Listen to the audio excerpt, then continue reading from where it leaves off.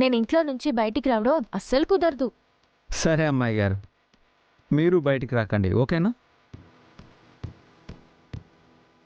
Okay రాజు, నేనేం చెప్పినా అర్థం చేసుకుంటా.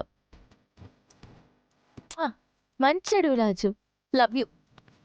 Love you too. బాయ్ అమ్మాయి గారు. రాజుకి నిద్ర వస్తున్నట్టుంది. సరే రాజు, బాయ్. బాయ్.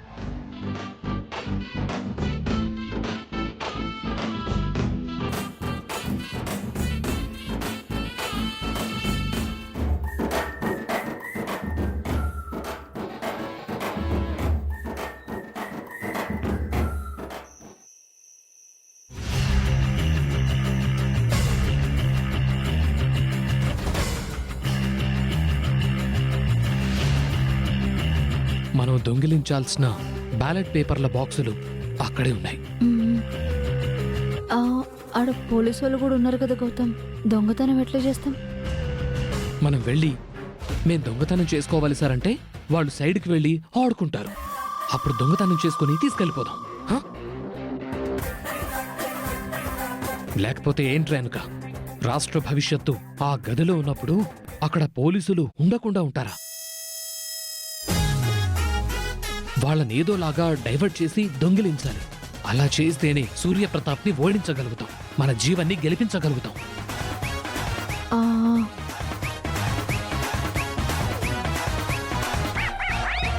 మరి గా పోలీసు వాళ్ళని ఎట్లా డైవర్ట్ చేస్తాం గౌతమ్?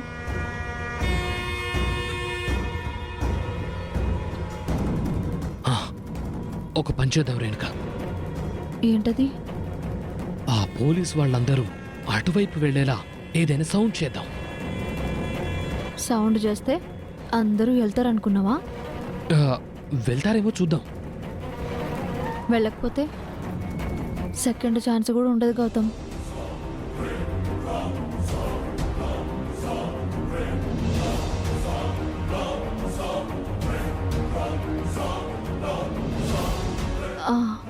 గౌతమ్, పోలీసు వాళ్ళని నేనే డైవర్ట్ చేస్తాను, నువ్వు దొంగతనం చెయ్యి. ఎలా చేస్తావు? నేను చేస్తాను, నువ్వు వెళ్ళి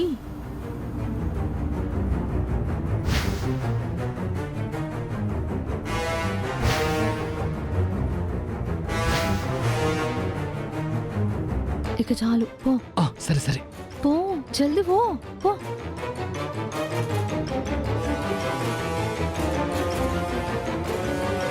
ఏం చేయాలబ్బా?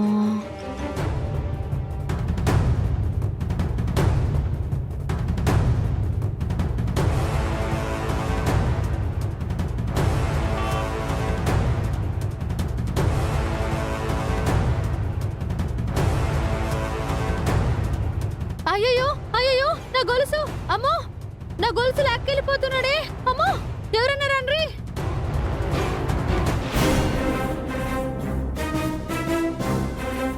రేణుక మామూలుది కాదు.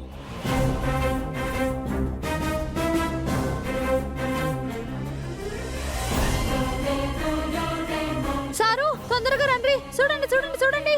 అయ్యయ్యో అయ్యో అయ్యయ్యో అయ్యో అయ్యో సారు, 4 తులాల బంగారు గొలుసు లాక్కవేయండు. ఏమైందమ్మా? నా గొలుసు లాక్కెళ్ళిపోతుండ్రు సారు, 4 తులాలు. మా అమ్మ సంపేత్తది నన్ను.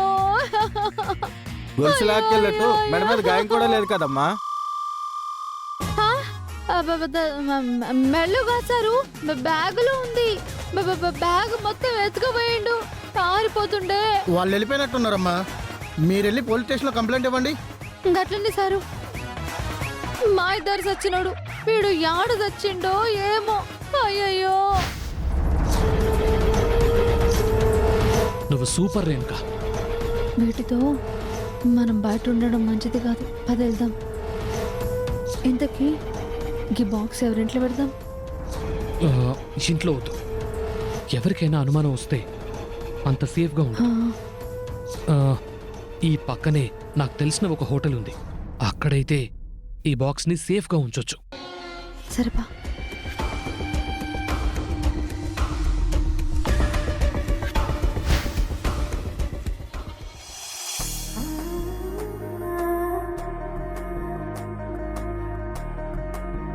రాజు ఇంకొంచెంసేపు మాట్లాడితే బాగుండేది. నాకేమో నిద్ర పట్టట్లేదు. రాజు బాగా నిద్రపోతుంటాడు. పళ్ళ మనసు ఇంతేనా అర్థం చేసుకునేది?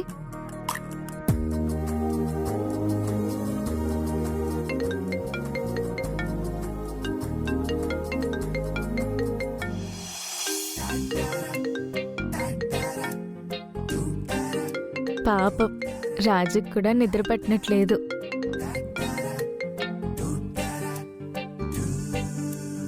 ఏంటి రాజు, బాయ్ చెప్పేశావు, మళ్ళీ కాల్ చేసావు?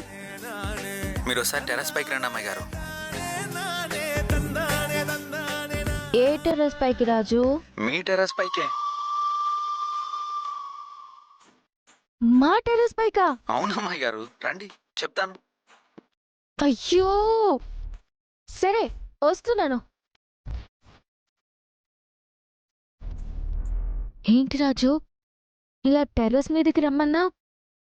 ఇంకా నువ్వు వచ్చావు అంటే ఏ ఐస్ క్రీమ్ తినిపించడానికో పానీపూరి తినిపించడానికో బయటికి తీసుకెళ్తావనుకున్నాను. నేను కూడా అలాగే అనుకున్నాను అమ్మాయి గారు. కానీ క్యాండిల్ లైట్లో ఐస్ క్రీమ్ పానీపూరి తినాలి అంటే కుదరదు కదా అమ్మాయి గారు. ఏమంటున్నావు రాజు? ఇలా రండి అమ్మాయి గారు, చెప్తాను రండి.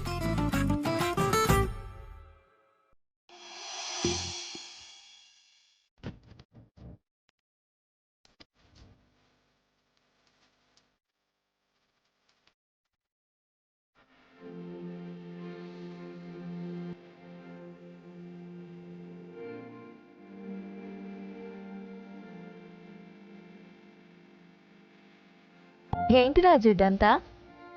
మా అమ్మాయి గారికి క్యాండిల్ లైట్ డిన్నర్ లాగా ముందు స్పైసీగా క్యాండిల్ లైట్ పానీపూరి తినిపిస్తాను.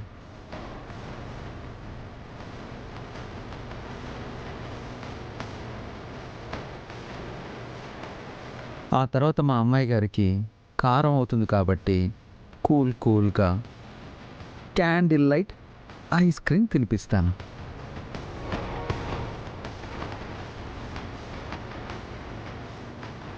ఏంటి రాజు ఇదంతా? నేనేదో సరదాగా అడిగాను క్యాండిల్ లైట్ డిన్నర్ గురించి. మా అమ్మాయి గారి మనసులో అనిపించిన ఏ సరదా మూమెంట్ అయినా నేను సీరియస్గానే తీసుకుంటాను అమ్మాయి గారు.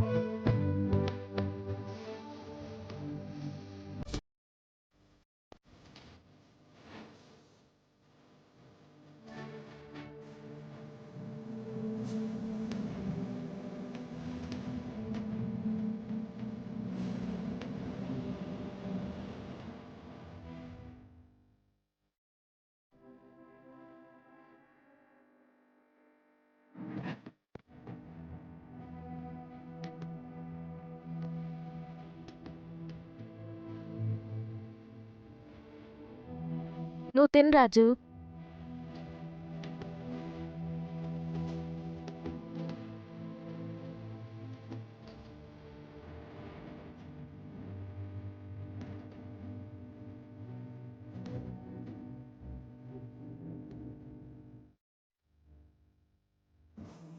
ఎలా ఉంది అమ్మాయి గారు? పానీపూరి ఎలా ఉందో అర్థం కావడం లేదు, కానీ ఈ అట్మాస్ఫియర్లో నువ్వు ఇలా పానీపూరి తినిపిస్తున్న ఫీలింగ్ మాత్రం సూపర్గా ఉంది రాజు.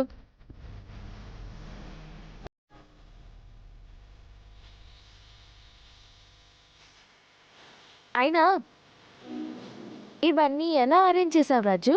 ఇంట్లో అందరూ ఉన్నారు, ఎవరికంటా పడకుండా ఎలా మేనేజ్ చేసావు? అదేంటో తెలియదు అమ్మాయి గారు. మీకోసం నేను ఏం చేయాలనుకున్నా దేవుడు నాకు సపోర్ట్ చేస్తాడు.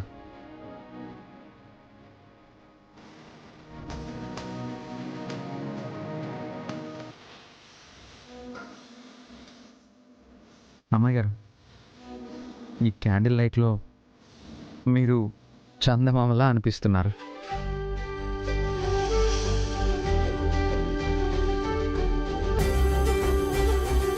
ఇప్పుడు ఐస్ క్రీమ్ తినండి.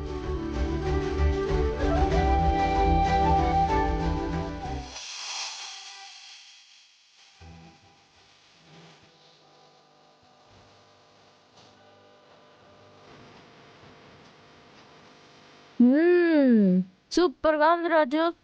థ్యాంక్స్ అమ్మాయి గారు.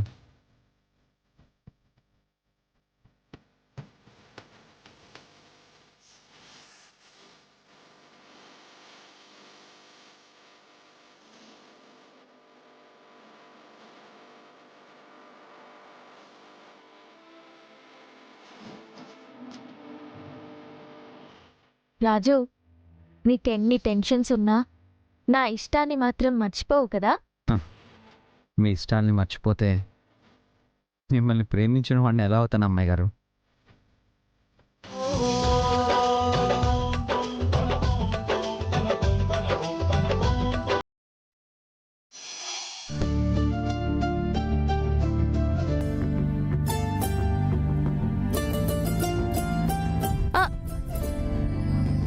రాజు, సినిమాలో లాగా క్యాండిల్ లైట్ డిన్నర్ గురించి ఇలా అడిగితే అలా సెట్ చేసేసావు.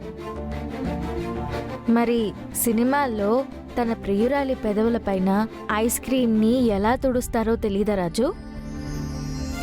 అందులోనూ నేను నీ ప్రియురాల్ని కాదు, పెళ్ళాన్ని.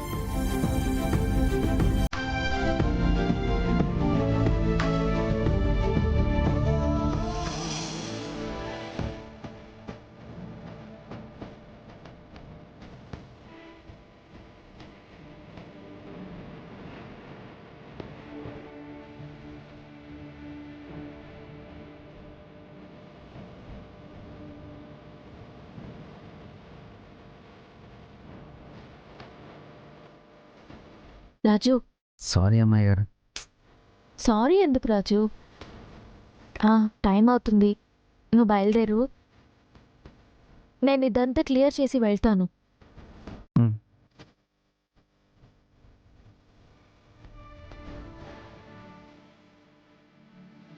Thank you Raju.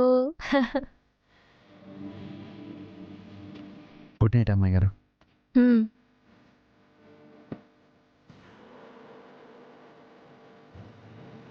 Good night. Good night రాజు.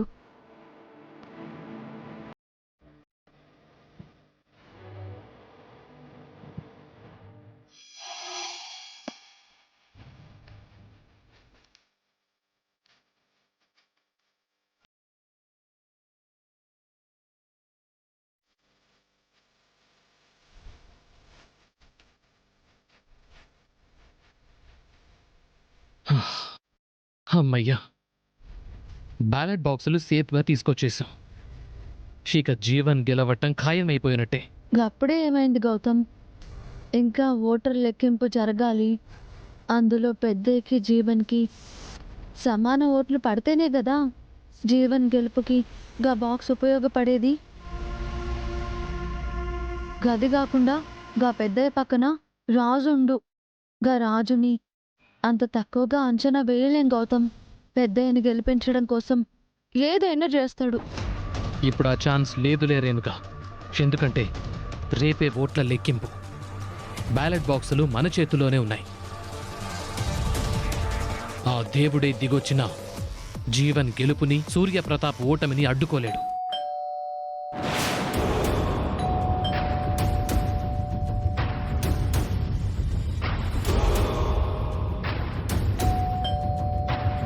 ఎవరై ఉంటారు గౌతమ్? రూమ్ సర్వీస్ బాయ్స్ అయి ఉంటారు. నేను చూస్తాను. ఆ,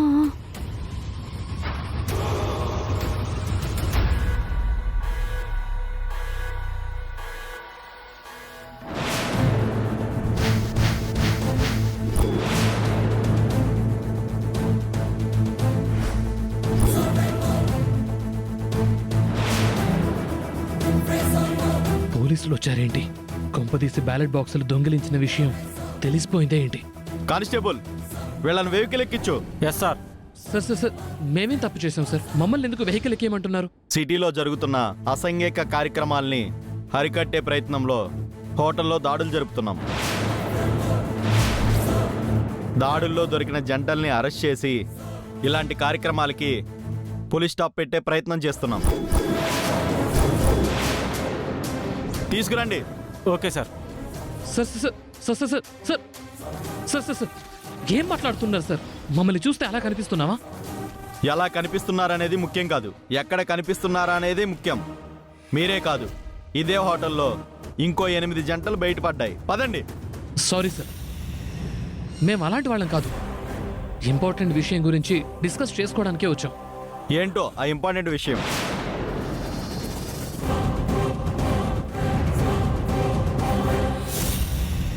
కానిస్టేబుల్ సార్. ఇంపార్టెంట్ విషయం అంటున్నాడు, రూమ్ చెక్ చేయండి. అలాగే సార్. రూమ్ చెక్ చేశారంటే బ్యాలెట్ బాక్సులను కూడా పట్టుకుంటారు. అది పెద్ద కేసు అవడమే కాకుండా జీవన్ ఓడిపోయే అవకాశం కూడా ఉంది. అలా జరగటానికి వీల్లేదు. యాక్చువల్లీ మేము ఇద్దరం పెళ్లి చేసుకోబోతున్నాం సార్. ఏంది? నేను పెళ్లి చేసుకోవడం ఏంది? ఏంటి రేణుకా, మనం వచ్చిన విషయం మర్చిపోయావా? మర్చిపోయావా? పెళ్లి గురించి మాట్లాడదాం అంటేనే కదా ఇక్కడికి తీసుకొచ్చాను. చూడండి, పవిత్రమైన పెళ్లి గురించి ఎవరైనా ఇంట్లో మాట్లాడుకుంటారు, గుళ్ళో మాట్లాడుకుంటారు. మీరేంటి ఈ హోటల్లో మాట్లాడుకుంటున్నారు? అంటే ఈ టైంలో టెంపుల్స్ ఓపెన్ ఉండవు కదా సార్. అయితే మీరిద్దరూ లవర్స్ అంటారు.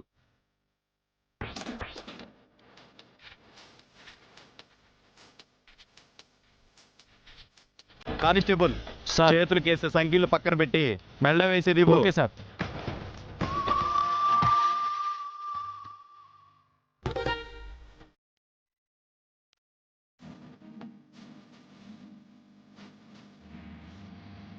సార్, పెళ్ళి ఎప్పుడు చేసుకుందాం, ఎంత గ్రాండ్గా చేసుకుందామని డిస్కస్ చేసుకుంటున్నాం సార్. ఇలా చేసుకుందామని కాదు సార్. చూడండి, చట్టం ఎవరికి చుట్టం కాదు, అందరికీ ఒకటే రూలు. మీరు నిజమైన లవర్స్ అయితే ఈ తాళి కట్టి పెళ్లి చేసుకోండి, లేదంటే అరెస్ట్ చేసి స్టేషన్కి తీసుకెళ్తాం.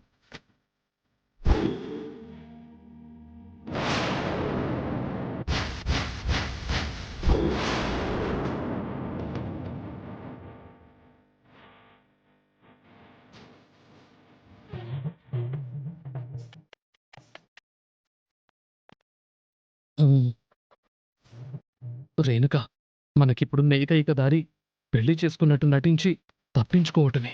ఖచ్చితంగా ఇది ఉత్తిత్తి పెళ్ళే కదూ. అవును, లేదంటే నిన్ను నేను పెళ్లి చేసుకోవడం ఏంటి? అది నిజమే. నేను నిన్నేడ పెళ్లి చేసుకుంటాను. చూసుకుంది చాలు. తాళి కడతావా, వెహికల్ ఎక్కించమంటావా? కట్టో.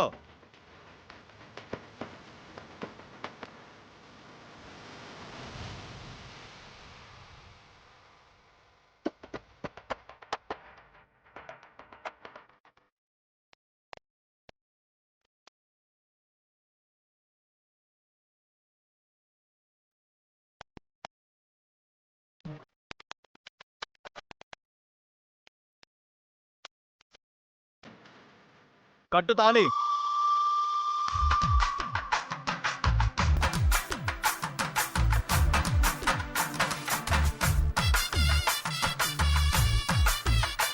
నువ్వు కూడా ఆ గొర్రెలాగా నన్ను వెంటపడి వేధించావు కదా. నేను మరీ అంత గుర్రె వెదవని కాదులే రేణుక.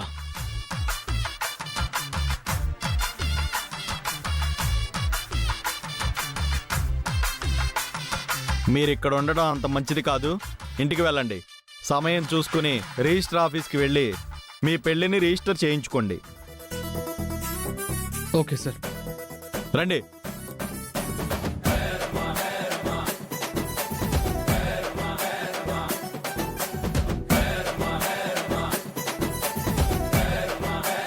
ఛ!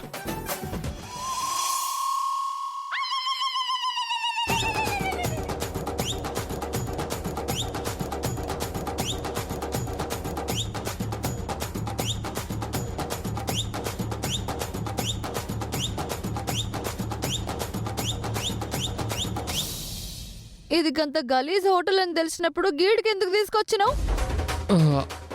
అలాంటి పిచ్చి పిచ్చి కార్యక్రమాలు ఇక్కడ జరుగుతాయని నాకు తెలియదుగా రేణుక. ఏందో నా బతుకు. ఒకసారి గొర్రెతో పెళ్లి చేసుకున్నాను, ఇప్పుడు నీతో. నువ్వేం బాధపడక రేణుక. బ్యాలెట్ బాక్సులు కాపాడడం కోసం మాత్రమే మనం ఇలా చేశాం. రిజల్ట్స్ వచ్చాక అన్ని ప్రాబ్లమ్స్ క్లియర్ అయిపోతాయి.